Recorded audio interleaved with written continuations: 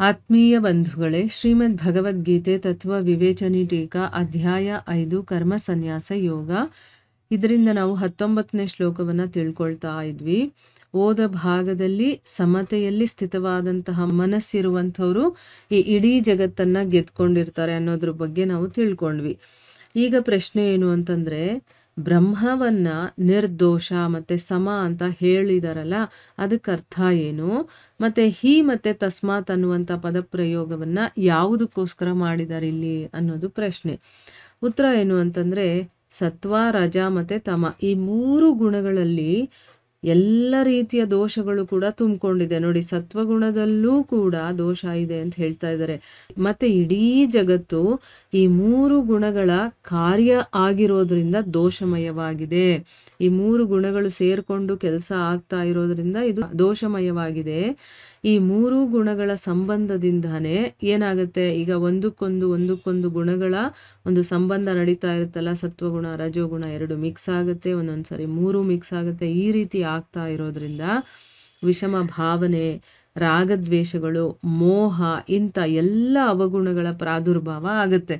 ಆ ಗುಣಗಳು ಒಂದಕ್ಕೊಂದು ಸೇರ್ಕೊಂಡಾಗ್ಲೇ ಈ ಒಂದು ವಿಕಾರಗಳೆಲ್ಲ ನಮ್ಮಲ್ಲಿ ಉತ್ಪತ್ತಿಯಾಗೋದು. ಬ್ರಹ್ಮ ಅನ್ನುವಂಥ ಹೆಸರಿನಿಂದ ಕರೆಯುವಂಥ ಆ ಪರಮಾತ್ಮ ಈ 3 ಗುಣಗಳಿಗೆ ಸರ್ವಥಾ ಅತೀತನಾಗಿದ್ದಾನೆ. ಅವನು ಯಾವತ್ತೂ ಇದಕ್ಕೆ ಒಳಗಾಗೋದಿಲ್ಲ. ಅದಕ್ಕೋಸ್ಕರ ಅವನು ನಿರ್ದೋಷನಾಗಿದ್ದಾನೆ ಮತ್ತು ಸಮನಾಗಿದ್ದಾನೆ. ಇದೇ ರೀತಿ ತತ್ವಜ್ಞಾನಿ ಕೂಡ 3 ಗುಣಗಳಿಂದ ಅತೀತನಾಗ್ತಾನೆ. ಎಲ್ಲಿವರೆಗೆ ಈ 3 ಗುಣಗಳ ಒಳಗಡೆನೇ ಇರ್ತೀವೋ ಅಲ್ಲಿವರೆಗೂ ನಮಗೆ ದೋಷ ಇರುತ್ತೆ, ನಮಗೆ ಆ ಸಮಭಾವನೆಯಿಂದ ನೋಡೋದು ಬರೋದಿಲ್ಲ. ಆದರೆ ಯಾವಾಗ ತತ್ವಗಳನ್ನು ತಿಳ್ಕೊಂಡು ನಾವು ತತ್ವಜ್ಞಾನಿಗಳಾಗ್ತೀವೋ, ಆ ಒಂದು ಮಟ್ಟಕ್ಕೆ ಬರ್ತೀವೋ, ಅವನು ಕೂಡ 3 ಗುಣಗಳಿಂದ ಅತೀತನಾಗ್ತಾನೆ.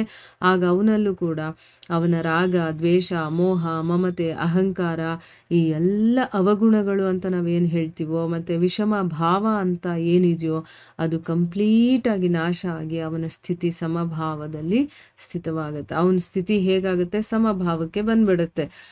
ಈ ಎಲ್ಲ ಅವಗುಣಗಳಿರೋದ್ರಿಂದ ಆ ಸಮಭಾವನೆಯಲ್ಲಿ ನಾವು ನೋಡೋಕ್ಕಾಗ್ತಾ ಇಲ್ಲ. ಆದರೆ ಯಾವಾಗ ಈ ಒಂದು ಭಾವ ಬಂದ್ಬಿಡುತ್ತೋ ಆಗ ಅವನು ಭಗವಂತನಷ್ಟೇ, ಅಂದರೆ ಆ ಎಲ್ಲ ಗುಣಗಳು ಅವನಲ್ಲೂ ಬಂದ್ಬಿಡುತ್ತೆ. ಭಗವಂತನಲ್ಲಿರುವಂಥ ಒಳ್ಳೊಳ್ಳೆ ಎಲ್ಲ ಗುಣಗಳು ಏನಿದೆಯೋ ಅದೆಲ್ಲ ಬರುತ್ತೆ, ಅವಗುಣಗಳೆಲ್ಲ ಹೊರಟೋಗ್ಬಿಡುತ್ತೆ. ಅವನ ಸ್ಥಿತಿ ಸಮಭಾವಕ್ಕೆ ಬಂದ್ಬಿಡುತ್ತೆ. ಹಿ ಮತ್ತು ತಸ್ಮಾತ್, ಹಿ ಅಂತಂದರೆ ಏನು, ಯಾಕೆ ಅಂತಂದರೆ ಅಂತ ಹೇಳ್ತೀವಲ್ವ ಅದು. ತಸ್ಮಾತ್ ಅಂತಂದರೆ ಏನು, ಇದರಿಂದ ಅಂತ ಹೇಳ್ತೀವಲ್ವ ಅದು. ಅಂದರೆ ಈ 2 ಪದಗಳನ್ನು ಇಲ್ಲಿ ಯಾಕೆ ಪ್ರಯೋಗ ಮಾಡಿದ್ದಾರೆ ಅಂತಂದರೆ, ಸಮಭಾವ ಅನ್ನೋದು ಬ್ರಹ್ಮನ ಸ್ವರೂಪನೇ ಆಗಿದೆ. ಈಗ ಭಗವಂತ ಅಂತಂದ್ರೇ ಅವನು ಸಮಭಾವದಲ್ಲಿರೋನು, ಎಲ್ಲವನ್ನು ಸಮಾನ ದೃಷ್ಟಿಯಲ್ಲಿ ನೋಡುವಂಥವನು ಅಂತ. ಈಗ ಮನುಷ್ಯರು ಆಗಿರೋದಕ್ಕೆ ಸಾಧ್ಯ ಆಗುತ್ತಾ? ತುಂಬ ಕಷ್ಟ, ಇರೋದಕ್ಕೆ ಆಗದೇ ಇಲ್ಲ. ಎಲ್ಲಿವರೆಗೆ ಆ ಭೇದ ಬುದ್ಧಿ ಇರುತ್ತೋ, ದ್ವಂದ್ವಗಳಿರುತ್ತೋ, ಎಲ್ಲಿವರೆಗೆ ಅವಗುಣಗಳೆಲ್ಲ ಇರುತ್ತೋ ಅಲ್ಲಿವರೆಗೂ ಸಮಭಾವದಲ್ಲಿ ನಾವು ನೋಡೋದಕ್ಕೆ ಸಾಧ್ಯನೇ ಇಲ್ಲ. ಯಾವಾಗ ನಮ್ಮಲ್ಲಿರುವಂಥ ಅವಗುಣಗಳು ಇದೆಲ್ಲ ಹೋಗಿ ನಾವು ಪರಿಶುದ್ಧರಾಗ್ತೀವೋ ಆಗ ಈ ಸಮಭಾವನೆ ಅನ್ನುವಂಥದ್ದು ಬರೋದು. ಯಾಕೆ, ಸಮಭಾವ ಅನ್ನೋದು ಭಗವಂತನ ಒಂದು ಸ್ವರೂಪನೇ ಆಗಿದೆ ಅಂತ ಹೇಳ್ತಾ ಇದ್ದಾರೆ. ಅದಕ್ಕೋಸ್ಕರನೇ ಸಮಭಾವದಲ್ಲಿ ಸ್ಥಿತವಾಗಿರುವಂಥ ಮನಸ್ಸಿರುವಂಥವರು ಬ್ರಹ್ಮನಲ್ಲೇ ಸ್ಥಿತವಾಗಿದ್ದಾರೆ ಅಂತ ಅರ್ಥ. ಬ್ರಹ್ಮ ಅಂದರೆ ಭಗವಂತ ಅಂತ ಅರ್ಥ. ಭಗವಂತ ಅಂದರೆ ಬೇರೆ ಅಲ್ಲ, ಸಮಭಾವನೆ ಅಂದ್ರೆ ಬೇರೆ ಅಲ್ಲ, ಎರಡೂ ಒಂದೇನೆ. ಸಮಭಾವದಲ್ಲಿ ನಾವು ಸ್ಥಿತವಾಗಿದ್ದೀವಿ ಅಂದರೆ ಬ್ರಹ್ಮನಲ್ಲೇ ಸ್ಥಿತವಾಗಿದ್ದೀವಿ ಅಂತ ಅರ್ಥ. ಆದರೂ ಕೂಡ ಜನರಿಗೆ ಅವರು ತ್ರಿಗುಣಮಯ ಜಗತ್ತು ಮತ್ತು ಶರೀರದಲ್ಲಿ ಇರೋ ರೀತಿ ಕಾಣಿಸ್ತಾರೆ. ಅಂದರೆ ಈಗ ನಾವು ನೋಡೋದಕ್ಕೆ ಸದ್ಗುರುಗಳು, ಈ ಸಾಕ್ಷಾತ್ಕಾರವಾಗಿರುವಂಥವ್ರು ನೋಡೋದಕ್ಕೆ ನಮ್ಮ ಹಾಗೇ ಮಾಮೂಲಾಗಿ ಅವರು ಊಟ ತಿಂಡಿ ಮಾಡ್ಕೊಂಡು ಕೆಲಸಗಳನ್ನು ಮಾಡಿಕೊಂಡು ಶರೀರನೇ ಆಗಿದ್ದಾರೆ ಅನ್ನೋ ರೀತಿ ಕಾಣಿಸುತ್ತಲ್ವ ನಮಗೆ ಈ ಜಗತ್ತಲ್ಲಿ.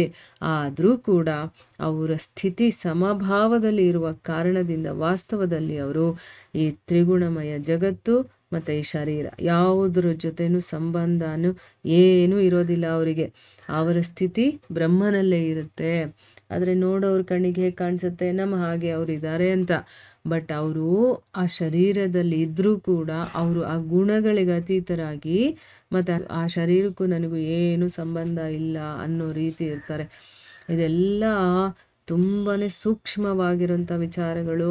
ನಾವು ಯಾವ ಮಟ್ಟದಲ್ಲಿದ್ದೀವೋ ಅರ್ಥ ಮಾಡ್ಕೊಳ್ಳೋದಕ್ಕೆ, ಮತ್ತು ನಮ್ಮ ಒಂದು ಕೆಪಾಸಿಟಿ ಏನಿದೆ ಅದನ್ನು ಗ್ರಾಸ್ಪ್ ಮಾಡ್ಕೊಳ್ಳೋದಕ್ಕೆ, ಅಂದರೆ ಆ ಧರ್ಮಗ್ರಂಥಗಳಲ್ಲಿ ಇರೋದನ್ನು ತಿಳ್ಕೊಳ್ಳುವಷ್ಟು ನಮಗೆ ಎಷ್ಟು ಶಕ್ತಿ ಇದೆಯೋ ಅಷ್ಟು ಮಾತ್ರ ನಮಗೆ ಅರ್ಥ ಆಗುತ್ತೆ.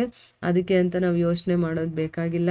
ನಾವು ಶ್ರದ್ಧಾ, ಭಕ್ತಿ ಮತ್ತು ಪ್ರೀತಿಯಿಂದ ಇದನ್ನು ಕೇಳ್ತಾ ಹೋದಂಗೆ ನಾವು ಸ್ಟೆಪ್ ಬೈ ಸ್ಟೆಪ್ಪು ಇದರಲ್ಲಿ ಮುಂದುವರಿತಾ ಹೋಗ್ತೀವಿ. ಅಂದರೆ ಏನು, ನಮ್ಗೆ ಅರ್ಥ ಆಗುವ ಮಟ್ಟ ಹೆಚ್ಚಾಗ್ತಾ ಹೋಗುತ್ತೆ.